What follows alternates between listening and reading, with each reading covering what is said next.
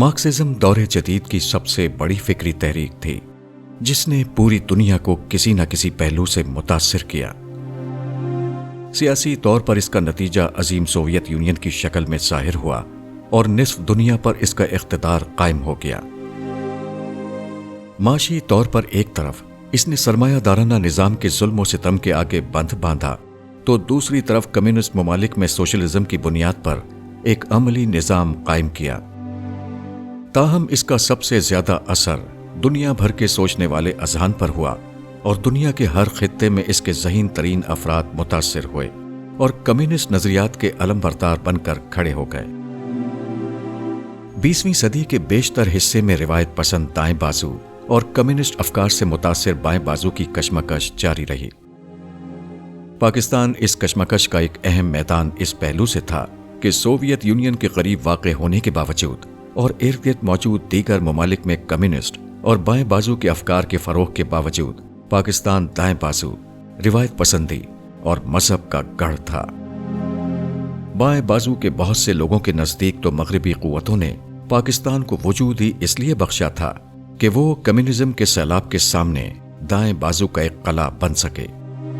पस मंजर में जो भी हो, मगर अमली तौर पर पाकिस्तान का किरदार यही रहा और पाकिस्तान बैक वक्त इस्लाम का अलमबरदार और मगरबी सरमायादाराना निज़ाम के हामिल मगरबी ममालिक का एक करीबी हलीफ रहा। इसके जवाब में सोवियत यूनियन ने भी यहाँ मौजूद बाएं बाजू की बहुत मदद की और यहाँ बाएं बाजू के बहुत बड़े और नुमाया दानिश्वरों और अहले इल्म ने जन्म लिया। ताहम अवामी सतह पर कभी बाएं बाजू को पाकिस्तान में ज्यादा पजीराई नसीब न हो सकी। 1977 में जब जनरल ज़ियाउल हक का दौर शुरू हुआ तो ये गोया के दाएं बाजू और अहले मजहब के दौरे इख्तिदार और बाएं बाजू के दौरे जवाल का आगाज था। रही सही कसर पहली अफगान जंग ने पूरी कर दी, जिसमें पाकिस्तान, अरब ममालिक और तमाम मगरबी रियासतों ने मिलकर सोवियत यूनियन के खिलाफ एक प्रॉक्सी जंग लड़ी जो आखिरकार कम्युनिज्म के जवाल और सोवियत यूनियन के खात्मे पर मुंतज हुई। इस वाक़े ने पाकिस्तानी बाएं बाजू की रही सही कुव्वत को भी खत्म कर दिया। इसके बाद 90 की दिहाई और 21वीं सदी के आगाज में दाएं बाजू के लिए मैदान मुकम्मल तौर पर खाली था, मगर इस अरसे में जारी मजहब के नाम पर बरपा इंतहा पसंदी, फिरका वाराना कत्ल गारत करी और मजहब के नाम पर जारी दहशतगर्दी ने माशरे के ज़हीन और हसास तबकात और खुसूसन नौजवानों में यह एहसास पैदा किया कि यह सब कुछ ठीक नहीं हो रहा। ऐसे माशरे में दो बड़ी मजबूत आवाजें नुमाया हुईं जिन्होंने सूरत हाल पर खुलकर तनकीद की। पहली आवाज उन अहले इल्म की थी जिन्होंने पूरी कुव्वत के साथ ये बताया कि दीन इस्लाम इंतहा पसंदी और दहशतगर्दी की तालीम हरगिज़ नहीं देता। मजहबी इंतहा पसंदों ने ऐसे अहले इल्म को माशरे में इस्लाम दुश्मन साबित करने के लिए उनके खिलाफ शदीद तरीन प्रोपेगेंडा किया। दहशतगर्दों ने उनमें से नुमाया तरीन आवाज़ों को शहीद कर दिया या हिजरत पर मजबूर कर दिया। जो बाकी बचे उन्हें खौफ व दहशत की फजा और प्रोपेगेंडे के अलावा बदतरीन समाजी और माशी मुकाते का सामना करना पड़ा। ताहम एक वक्त आया कि हुकूमत ने मजबूर होकर दहशतगर्दी को कुचलने का फैसला किया और यूं सूरत हाल कुछ बेहतर हुई। यही वो वक्त था जब एक दूसरी आवाज भी मजहबी इंतहा पसंदी के खिलाफ उठी। ये आवाज वही बाएं बाजू की थी जिसे अब वो नौजवान मिल गए थे जो मजहबी इंतहा पसंदी और दहशतगर्दी के खिलाफ थे। इंफॉर्मेशन एज ने उन नौजवानों को मगरबी बाएं बाजू की उस रिवायत से मुतारिफ करा दिया जो सरमायादाराना जबर के ज़हूर सानी और दहशतगर्दी के फरोग की बिना पर एक दफा फिर जिंदा हो गई थी।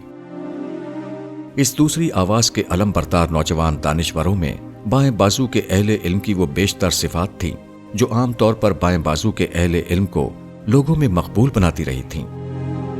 यानी ये स्टेटस को के सख्त खिलाफ होते हैं और बागियाना अंदाज में गुफ्तगू करते हैं।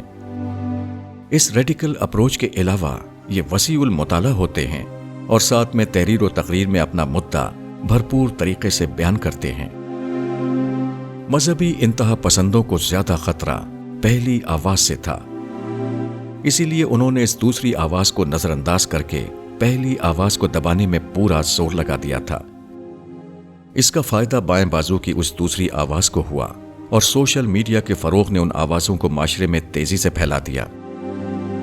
آج حالات سے نالا لوگ جب بائیں بازو کی آواز کو سنتے ہیں جس میں انقلابی گفتگو ہے، باغیانہ اسلوب ہے، اسٹیٹس کو اور مذہبی انتہا پسندی پر سخت تنقید ہے، مغربی اہل علم اور دانشوروں کے حوالے ہیں، تاریخی واقعات کے پس منظر کا بیان ہے، تو انہیں لگتا ہے کہ یہی وہ انقلابی گروہ ہے جو ہمیں نجات کا راستہ دکھا رہا ہے۔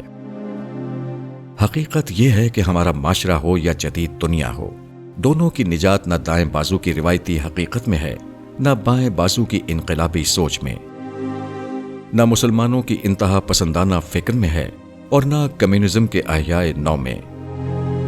انسانیت پچھلے 200 برس میں ان سب کو اپنے منتہا کمال پر دیکھ چکی ہے اور ان کے پیدا کردہ فساد، خون ریزی، استحصال اور جبر کو بھی بھگت چکی ہے۔ انسانیت کی نجات صرف اور صرف محمد الرسول اللہ صلی اللہ علیہ وسلم کی لائی ہوئی ایمان و اخلاق کی اس دعوت میں ہے جس کا علم بردار قرآن مجید ہے۔ بدقسمتی کہہ لیجیے یا انسان کے امتحان کی نوعیت ایسی ہے کہ شیطان نے اللہ تعالیٰ کو چیلنج دے رکھا ہے کہ وہ قرآن مجید کے بیان کرتا اسی سیدھے راستے پر تا قیامت بیٹھا رہے گا۔ وہ لوگوں کو دائیں بائیں اور آگے پیچھے سے بہکا کر انہیں ہر صورت اس راہ پر آنے سے روکے گا اور اس آواز کو سننے سے باز رکھے گا۔ شیطان اس کام کے لیے کبھی دنیا پرستی کو استعمال کرتا ہے، کبھی دولت، شہرت اور طاقت کی ہوس کو بروئے کار لاتا ہے۔ وہ کبھی اقتدار کا پھندا بناتا ہے اور کبھی میڈیا اور شہوانیت کو اپنا آلہ کار بناتا ہے۔ وہ کبھی شرک و الہات کو استعمال کرتا ہے اور کبھی فرقہ واریت اور مذہبی انتہا پسندی کو پھیلا کر اپنا مقصد حاصل کرتا ہے۔ وہ کبھی بائیں بازو، سیکولرزم اور کمیونزم کو استعمال کرتا ہے اور کبھی سرمایہ دارانہ نظام کے جبر، مارکیٹ اکانومی کی منافع پرستی اور دائیں بازو کی قدامت پسندی کو دام ہم رنگ زمین بنا لیتا ہے۔ وہ کبھی انسانیت کا نعرہ لگاتا ہے اور کبھی آزادی کے خواب دکھاتا ہے۔ شیطان کا مشن دو ٹوک ہے، اسے لوگوں کو سچی خدا پرستی سے روکنا ہے، اسے خدا کے معیارات کے مطابق اخلاقی رویے سے انسان کو ہٹانا ہے، اسے محمد الرسول اللہ صلی اللہ علیہ وسلم اور انبیاء علیہ السلام تک پہنچنے سے لوگوں کو روکنا ہے، اسے قرآن مجید کی ایمان و اخلاق کی دعوت کو اپنانے سے لوگوں کو روکنا ہے۔ جو لوگ دائیں اور بائیں سے اوپر اٹھ کر قرآن مجید کی ایمان و اخلاق کی دعوت تک پہنچ جائیں، وہی لوگ ہیں جو دنیا میں بھی خیر پیدا کریں گے۔ یہی وہ لوگ ہیں جو آخرت کی ابدی دنیا میں اس جنت میں رہیں گے جس کا خواب مارکس نے دنیا کو دکھایا تھا اور وہ بری طرح ناکام رہا۔ یہ جنت کا وہ معاشرہ ہوگا جہاں انسانوں کا انسانوں پر سے اقتدار ہمیشہ کے لیے ختم کر دیا جائے گا، جہاں ہر ظلم و ناانصافی کو ہمیشہ کے لیے جہنم تلے دفن کر دیا جائے گا، جہاں ہر انسانی خواب پورا ہوگا اور جہاں ہر برائی کا ابدی طور پر خاتمہ ہو جائے گا۔ تحریر ابو یحییٰ۔